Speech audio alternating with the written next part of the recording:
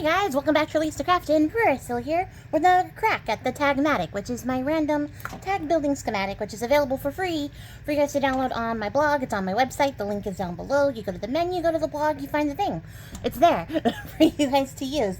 And you guys, I'm so excited to be getting into this again because I had so much fun the first time, and then I did a bunch of other things, but I was thinking about this the whole time, so I'm glad to get back into it. I already did like a big video explaining how it all works and the ways in which you could use it, so I will link that down below so that you can go check that out if you haven't already, so I don't have to explain it here again for the people who already saw.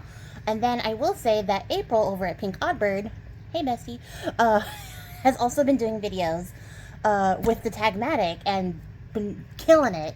But she also did hers in a slightly different way than how I've been doing mine. So if you want to see like a variation on how you could use this and sort of customize it to be something that's workable for you, go check out her video as well, which I will also link in the description box below. So you guys can go check that out. But let's get into it. I want to make a tag. I got my Tagmatic. I got my dice, a pen, a paper, well, scrap of paper, and we are ready to go. So we're going to start out by picking a style. And we got an 8, which is fantasy, which is what I got last time, but it's okay. I'm beginning to think that this die is slightly off because I did a couple test rolls before I like finalized this whole shebang, and I got 8 a lot. So I'm gonna give it a couple more tries, and if I continue to get 8s on this, then yeah, we're gonna get a new dice, or at least a new D8, because I can't just make them all fantasy. I got all this other stuff I want to try out. So we're going to pick a material to use. That's not a D4. This is. And we got a 1, which is cardstock. And then we're going to pick a color. Ooh, we got a 1, which is red. This is weird. Got red last time too, but okay. We're going to pick a shape, which is a free form. Maybe just the weird way I roll. I don't know. And let's pick a theme, because I definitely don't have any ideas. 14, which is seasons. So something seasonal, fantasy, and it needs a little spice. I got 19, which is add a secret. A secret, seasonal, fantasy. Okay, I'm gonna go think. I'm gonna grab some stuff. I'm gonna come back and we're gonna make a tag. Okay, guys, so we're doing Tagmatic. We're doing it again, and this time we got a couple of different prompts. We have fantasy, cardstock, red, freeform, seasonal, and secret. And I went into my stash and I found this Arthur Rackham illustration. I think it's the Will-o'-the-Wisp. Wind in the Willows. Wind in the Willows is where this is from. And it's Badger. And I was like, oh, perfect. I would love a Badger, because the season I decided to choose of all the seasons that we could be seasonaling was fall, because it's the season I long for the most. It is so hot in Texas. I hate it. Everything is sticky because it's humid here. And it's my least favorite time of the year because, you know, in addition to being unbearably hot, I have the worst allergies in Texas summers. So I long for the fall. The children yearn for the mines, and Priscilla yearns for fall because I just want this torment to end. It is so hot. So I thought it'd be fun to pick out this apple orchard cardstock that I can't remember what I used it for, but I used it for something. It has definitely been used, but it is also sitting in my stash with my bajillion other autumn paper packs, because I buy them every time I see them. I love them so much. I love fall. So I was like, okay, so I want to make something comfy cozy, something that gives me like the cuddled in vibes of like cool nights in the fall. This could also easily go to winter. I think the picture itself is in the winter, so we could easily be in the winter, but it's fall, y'all. That's what I wanted. And so, because it was free form, I was like, what if you make it like blanket shaped? And then I started to cut this out and was like, what exactly is blanket shaped? And I don't know. So I made it squiggly. So yeah, that's what we ended up with. Um, yeah, that was the end of my thought there. I don't know what happened. My brain just dipped out. Um, so yeah, we make a squiggle shape, and I left it a little bit attached so it'd be easier to align. This is going to prove to be useless. I should have just manually aligned it, because at some point I'm going to have to go back around and trim up everything because I'm out of alignment. But it is what it is.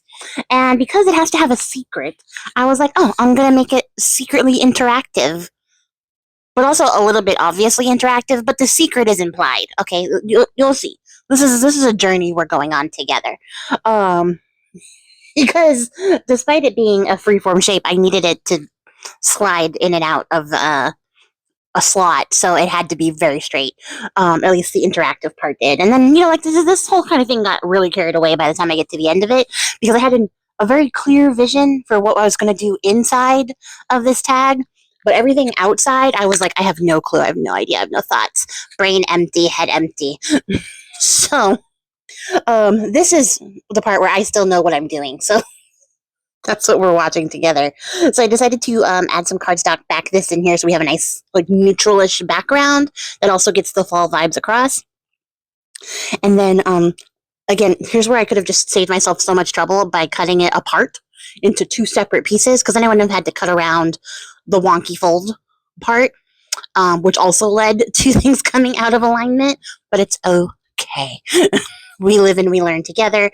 And sometimes I just do things the hard way because taking 5 seconds to think it through is no bueno. I don't want to do that. So, what am I doing now? Oh, I'm still trimming. This trimming is taking a very long time. This is at 3 times speed, and for me it feels very, very slow. You guys have told me that you like this speed better than the 5 times speed, so we're here together to go on this journey where I slowly die inside. But thankfully, you guys are happy, so therefore, I am happy. That's what matters to me. I want you guys to be able to enjoy my videos, right? So, like, I'm not going to be mad about it. I am going to be mad because I don't have anything to talk about, which is usually the case, right? I have little tiny videos, and so last week all I want to do is yap in little tiny videos over the course of 5 days to have one conversation. And now I have a long form video in which I could like talk more openly, and I'm like, no, I have nothing to say. To be fair though, I did finish a craft with me before I started doing this voiceover, and that was like an hour and a half long, and I don't even know why I thought now would be a good time to do voiceovers, because I just talked for an hour and a half. I have nothing else to say. It's so weird. What am I doing? Okay, so I got a little cardstock to make a little stopper thing for our guy here. Okay. And I'm going to eventually have to come back and make it a little bit longer because I made it too short and it just kept falling out. And then I will explain to you guys what I did that made it look wonky when we get to the wonky part and how you can prevent that. So if you're crafting along with me, pump your brakes. There's some things we got to learn together on this journey in this little thing called life. So I got the badger stuck down in here. I actually love badgers, you guys. When we speak of she who must not be named, I happened to be in the house with the badger, and I was not mad about it because I love badgers. I think they're adorable, especially European badgers. American badgers are savage. They're savages. But I also love that. So, I like to think of myself as both sides of the badger coin. But I just think badgers are really cute. I also think the word badger is just fun to say. It does fill me with a fair bit of joy.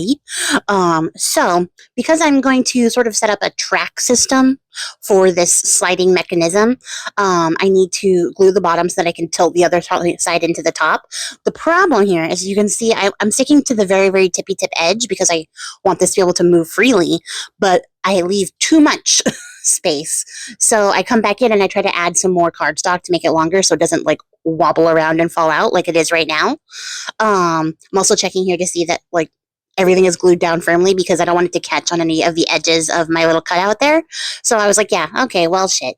You have to pull this out. We have to make these longer. So I come back and I add a little bit extra length to the edge there.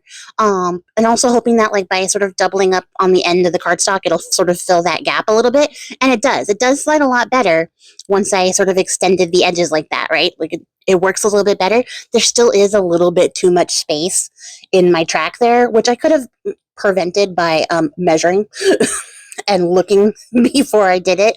I needed to glue a little bit higher up to make it a little bit tighter. So, that being said, doing it on a freeform tag did make this very difficult because I didn't know, like, with the swoops on it, where the lowest point was going to be.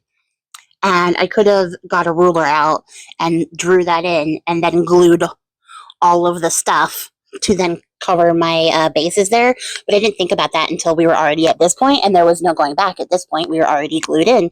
So my advice to you, if you are crafting along with me or trying something very similar and you're doing a freeform shape, is to check where your lowest point is so that when you are gluing, you don't have a bunch of excess space in your high points, so that this way you don't have as much wobble as I have in my final result. I'm not mad at my final result. I think this is very cute and very fun anyways. And I could always go back and maybe try to stuff some glue underneath in there, but I'm not going to risk it for the biscuit because I don't want to accidentally glue too much and seal up too much of that channel, because opening it up is going to be more of a pain in the butt than just having a slightly wobbly pull guy. If you know any other ways to like make this a more like straightforward, better constructed process, I would love to hear it. I do not. I also know that, like typically with this type of sliding thing, you put like a little stopper that's like a folded piece of paper at the end of your little pocket there. But because this is curved, I didn't have to do that because the curve sort of catches it. But if you're doing a very straight pocket, you are going to need something at the end to stop your little slider from sliding out. So just things to keep in mind. I have done this before better. I think I did it in Povember. So go check that out. It's somewhere in there. I can't remember which prompt, so you're just going to have to go with me on this one. But when I got to the front of this, I was like, how are you going to decorate the front of this thing? I had no plans, but I remembered that I had this little mouse guy and this little mole guy. I don't know their proper names. I feel like it's just Mr. Mole. And I was like, okay, well, I'll put them on the front. And then the front looked very empty once I stuck them down. So I was like, oh, well, heck. So I went and did a little bit of collage action. Pulled out some stickers from my stash, pulled out one of these Sticky Club notepad squares so that I could have like a little writing space. And then, just sort of stuck some stuff down in a way that I found visually appealing. It's giving like little woodland, foresty, fall vibes. And I just find it to be very cozy. This is a very cozy tag. They're all in their pajamas and their bathrobes or whatever. And there's a blanket. And there's like a little secret sleepy spot underneath the blanket. He's all tucked in. And there's food. And honestly, that's all I want, is to take a little nap, have a little food. Maybe not necessarily in that order. Maybe food, nap, then food again. Because why not? But also I want to be a little bit cold. Not super cold, but a little bit cold. Cold enough to get underneath a blanket. I miss sweater weather so much, you guys. But that's it. That's how we did Tagmatic this time. And I really like how this came out. I think it's really cute. And I had a lot of fun putting it together. And I just like the vibe. So yeah, that's going to be it for me, guys. Let me know what you think in the comments below. If you are excited and want to see some more Tagmatic stuff, well, I got you covered. I've already got something else in the works. But let me know if you like this series. I'll do more. And yeah, if you've tried out Tagmatic, let me know that as well. I would love to hear it. And I would also love to see it if you feel like sharing. So until then, guys, happy crafting and goodbye. I appreciate your faces.